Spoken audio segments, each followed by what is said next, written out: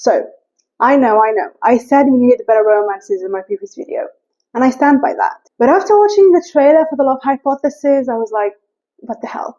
I'd love a giggle.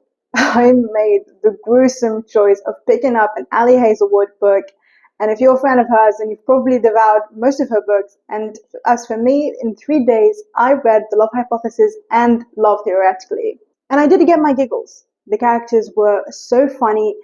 But for Love Theoretically, I felt like all the characters had the same kind of humor, which felt like writer insertions for me, but I'm not here to talk about that. I'm not here to criticize Ali Hazelwood writing. That's not my point. I'm here to say that I cried when reading Love Theoretically because even though Elsie is insufferable sometimes, and sometimes I don't understand the main male character's attraction to the main female character, despite all of that, I felt like I was Elsie in some ways. This is why romances written by women hit different, because the question that is answered in both these books is, what if someone sees all of me and loves me not despite of it, but because of it? And these romances are not realistic. A man is not going to look at you once and feel like he has to protect you from the world, even though he doesn't know a single thing about you.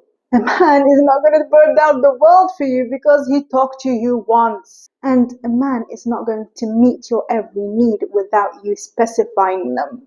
And a man is certainly not going to refuse sex because it's too fast or because he likes you too much to rush you, even though that's what you said you wanted. And that happened in both those books. Both of them. It is ridiculous, and yet here we are, craving the things we read about. Love Theoretically hit home for me because in some ways I too, like Elsie, tried to accommodate to the emotions of people surrounding me. And in my deepest, most hidden parts of myself, I crave a Jack. Someone to fix me, someone to see past all the bullshit smiles and corny humor, someone to love me because of all the dark twisted parts. We just want to be loved and heard and understood, and I get that, I do. But it ain't gonna happen like that in real life. Not that easily, not that effortlessly, and not that perfectly.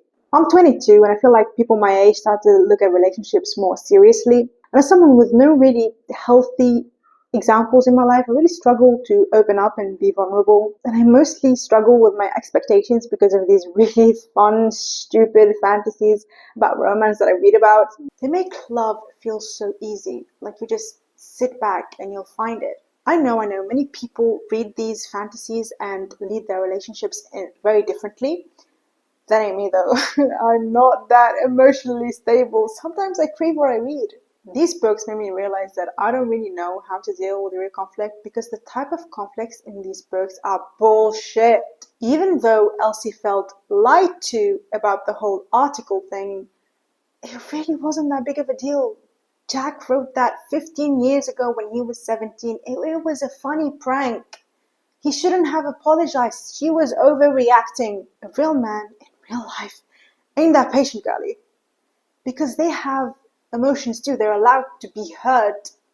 They're allowed to get hurt too by you. But it's like, how are you not frustrated right now? How are you not angry with her right now? How are you this perfect? And maybe I'm jealous of every Elsie out there, but maybe, just maybe, it ain't fucking real.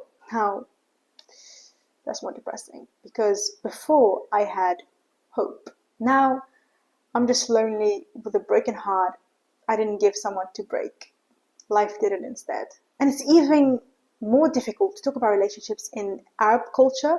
I was going to say Islamic culture, but I feel like they're not the same because our Islamic teaching is really big on not shaming others for desires and wants. We have a saying, La haya fi-din, which is basically telling us not to be shameful of what it is part of human nature. But people like to claim that they're scholars and make sex taboo and hush things so they're not talked about. And I'm really still very, very, very pissed that I found out where babies come from through my cousin and not my parents. What I'm trying to say is romances are so good, just sweet, sweet fantasies and a beautifully invented parallel reality. I just wish life was that easy. I'm making this video because maybe you'll relate.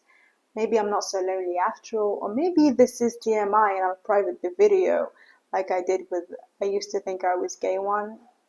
Yep, I did that. It's a long story. I made a video titled I used to think I was gay. I know, I'm a complicated person. Aren't we all?